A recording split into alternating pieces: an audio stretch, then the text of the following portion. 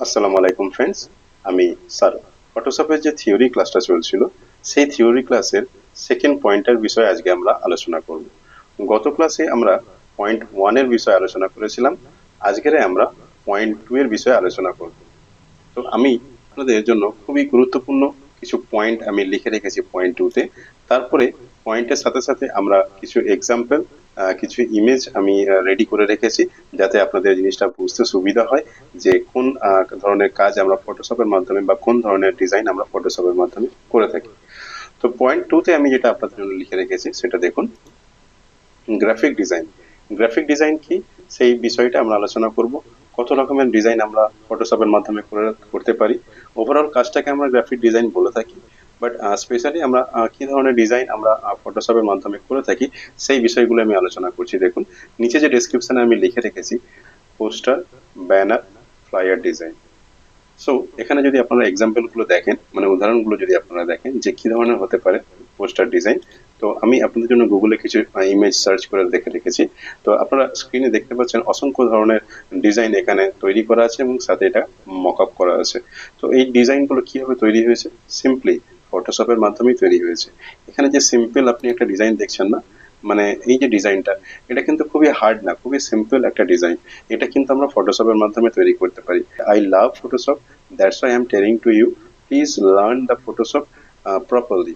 আপনি ছোট থেকে বড়, বড় থেকে ছোট অনেক ধরনের ডিজাইন আপনি কিন্তু করতে পারবেন। এটা নিয়ে ঘাবড়ানোর কোনো চিন্তা নেই। ফটোশপ যখন খুলবেন দেখবেন যে বিশাল অনেক কিছু এর মধ্যে টুলস আছে, দেখে হয়তো আপনি ঘাবড়ে যাবেন। ঘাবড়ানোর কিন্তু কিছু নেই। আশা করি আপনার এই পোস্টার ডিজাইন সম্বন্ধে আপনার ক্লিয়ার হয়ে গেছে যে পোস্টার ডিজাইনটা কিরকম হয়। তো এবারে আমরা দেখে নেব পরের ডিজাইনটা কি আমি লিখে রেখেছি। পরের ডিজাইনে আমি লিখে রেখেছি ব্যানার ডিজাইন। ব্যানার ডিজাইন কিরকম হয়? ব্যানার ডিজাইন আপনারা যদি গুগলে সার্চ করেন তাহলে আপনারা দেখতে পাবেন এই ধরনের ডিজাইনগুলোকে আমরা ব্যানার ডিজাইন বলে থাকি। তো আমরা রাস্তাঘাটে দেখেই থাকি, আমাদের রোড সাইডে এরকম অনেক শেপের উপরে বা এরকম লোহার অনেক স্ট্রাকচারের উপরে এই ধরনের ডিজাইনগুলোকে ছাঁটানো থাকে। এগুলো হচ্ছে অ্যাডভার্টাইজমেন্ট, ব্র্যান্ডিং, আপনার ব্র্যান্ডের বিষয়ে অ্যাডভার্টাইজমেন্ট, আউটডোর অ্যাডভার্টাইজমেন্ট বলা হয় এগুলোকে।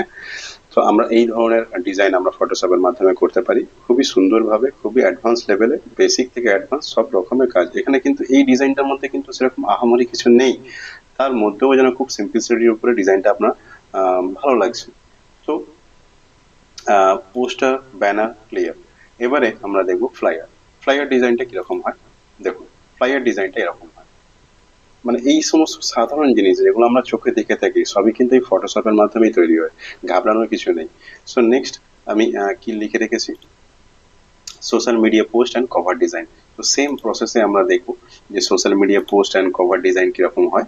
সো এখানে আমি দেখুন যে সোশ্যাল মিডিয়া পোস্ট কিরকম দেখতে হয়। দেখুন, একটা ডিজাইন আমরা এমনি নর্মালি 1080 বাই 1080 পিক্সেলে যখন একটা ক্যানভা সাইজের উপরে এরকম স্কোয়ার ডিজাইনটা তৈরি করব, সেই ডিজাইনটা আমরা মোবাইলে কিভাবে দেখতে হয় সেইভাবেও আমরা মক আপ করে ক্লায়েন্টকে বোঝাই।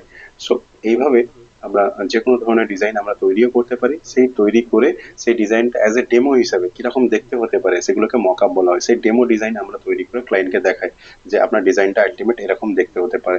সো তখন ক্লায়েন্ট যদি এটাতে ফাইনাল হয়, উনি যদি পছন্দ হয়, তখন উনি কি করে, উনি লাইক করে অ্যান্ড বলে দেন হ্যাঁ ঠিক আছে, আপনি ফাইনাল প্রজেক্টটা আমাদের পাঠান। সো এখানে কভার ডিজাইন আমরা সোশ্যাল মিডিয়া পোস্টার ডিজাইন দেখে নিয়েছি এবং সেটা কিভাবে মক আপ করতে হয় করবো সেগুলো আমরা দেখে নেবো।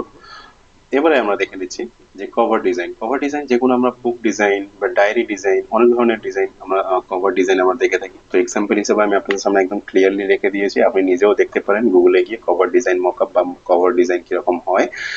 দেন আমরা এগুলোর বিষয়ে আমরা কাজ করতে শুরু করব। কিভাবে এগুলোর সাইজ নিতে হয় সেগুলো বড় ইম্পর্টেন্ট। একটা যে কোনো জিনিস প্রিন্ট করতে যাবেন, যে কোনো জিনিস, এগুলো সবই কিন্তু প্রিন্টেবল কথা হচ্ছে, এগুলো সবই কিন্তু প্রিন্টের কাজ। জাস্ট সোশ্যাল মিডিয়াটা প্রিন্টের কাজ না, বাট এখানেও সাইজ ভ্যারি করে। বাট যখন আপনি কোনো প্রিন্টিং ডিজাইনের উপরে কাজ করবেন তখন কিন্তু আপনাকে সব থেকে প্রথমে কিন্তু সাইজের উপরে খেয়াল রাখতে হবে। সো এখানে যে poster, banner, social media, sorry, flyer, cover design, এই যে ডিজাইনগুলো যখন আমরা করবো না, তো এর একটা মানে প্রত্যেকটা একটা পার্টিকুলার সাইজ আছে, সেই সাইজগুলো আমরা মেনটেন করেই কিন্তু আমরা সেই আর্টবোর্ড বা ক্যানভা সাইজের উপরেই কাজ করব। সো এগুলো কিন্তু কাজ করতে করতে আপনি জানতে পারবেন। আমি থার্ড পয়েন্টে কি লিখে রেখেছি, থার্ড পয়েন্টে আমি লিখে রেখেছি logo design, business card design, brochure design ইত্যাদি এই কাজগুলো আমরা করতে পারি।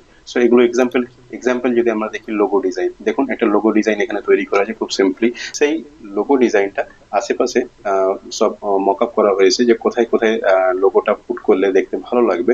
তো একটা ব্র্যান্ড মানে একটা কোম্পানি সে চেয়েছে যে তার একটা প্যাকেজিং ডিজাইনের উপরে থাকবে, তার ক্যাপের উপরে থাকবে, তার বিজনেস কার্ডে থাকবে, তার টি শার্টে থাকবে, তার মগে থাকবে, এবং তার যে মোবাইল অ্যাপ আছে সেই মোবাইল অ্যাপটা যখন ওপেন করবে প্রথমে লোগোটা আসবে, তারপরে যে ওয়াটার বা কোল্ড ড্রিঙ্কস খাবার যে সমস্ত সিপার আছে সেই সিপারের গায়ে এই ধরনের লোগোটা পেস্টিং করা থাকবে, এবং তাদের একটা পার্সোনাল স্টিকার থাকবে। যখন কাস্টমাররা আসবে কাস্টমারদের প্লিজ করার জন্য তাদের একটা স্টিকার, বাচ্চাদের স্টিকার গিফট করবে, সেই ধরনের স্টিকারও সে লোগো করে রাখতে পারে। So logo design is the most important and branding is the most important thing in the graphic design.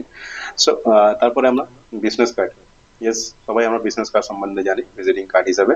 So business কার্ডটা দেখুন খুবই সিম্পল, আমরা আমরা এই কাজগুলো খুবই সিম্পল। দেখুন এখানে কিন্তু কোনো অ্যাডভান্স লেভেলের ডিজাইন কিন্তু এখানে করা নেই, কোনো অ্যাডভান্স লেভেলের ডিজাইন কিন্তু এখানে করা নেই। আমি বারবার বলছি প্রথমে অ্যাডভান্স লেভেল শেখার দরকার নেই।